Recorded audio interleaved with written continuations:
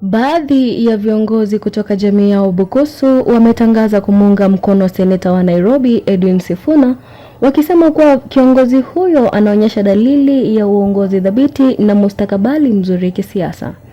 Wazee hao wanasema kuwa licha ya mijadala ya kisiasa inayoendelea ndani ya vyama mbalimbali, Sifuna ameendelea kujijengea heshima miongoni mwa jamii tofauti kutokana na msimamo wake katika masuala ya kitaifa. Wana seneta pahali we iko, ukisikia hii mwaliko kucha kwa mzee marehemu Elijah Masinde cha namba 1 ni Kenya, siku hiyo ndio utasikia, ndio utachua wavichaji wanakupenda wewe. Ngawa Kenya wanakupenda wewe, lakini kucha ujione vile ulifanya piti mpaka tukapata mindula ya mzee Elijah Masinde. Iko hapa, utakiona. Ukija siku ile utakucha. Lazima ukuche, uone, wavichaji wakwambie maneno. Na maneno yetu ya vichaji. Honestly, sisi wavichaji hatuange watu ya bere. Sisi wavichaji hatutanganyange mtu. We don't cheat. Ukija Bungoma County, ukienda Trans Nzoia, hata huko Nairobi, hujawahi kuona MCM vichaji. Kwa nini? Sisi hatuna uongo, ati tunatanganya watu wakupigie kura. Tunasemanga ukweli na wanakuacha. Na hiyo ukweli yetu tutaendelea kusema. Na wewe kama umekucha, tutakwambia vile utasema ukweli na vile ukweli itakusaidia. Tunaalika honorable wetu Sifuna.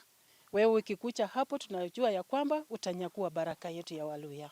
Kwa mujibu wa baraza hilo la wazee, wako tayari kukutana na seneta huyo katika kikao rasmi ili kuzungumzia nafasi yake ya uongozi na kumpa mwongozo pamoja na baraka za kitamaduni kulingana na desturi ya jamii ya Wabukusu.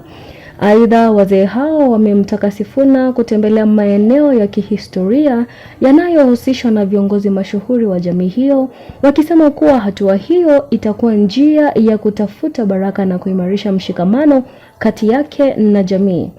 Mlembe ni peace. Letu ni kutaka kuishi pamoja, alafu tuishi kwa amani. Na huyu kijana inaonekana amekuja mstari wa mbele. Sisi kama wazazi tunamwelcome, tunamkaribisha na tunahimiza wengine pia wawe kama yeye na wafanye kazi pamoja. Nyumba yetu ya Waluya ni ya muhimu. Taabu ni kwamba kila mara huko nyuma tumetawanyika kwa manufaa ya watu wengine. Kwa hivyo sisi usisahau nyumbani ama uhame kwenu uende uishi kwa nyumba ya mtu mwingine. And I know that in Bukusu community we have our 2 lead stars, nyota ambao zimeonekana, na hii ni juu ya Mungu mwenyewe, na kwa hivyo mmoja wao atakuwa kiongozi wa hii taifa letu.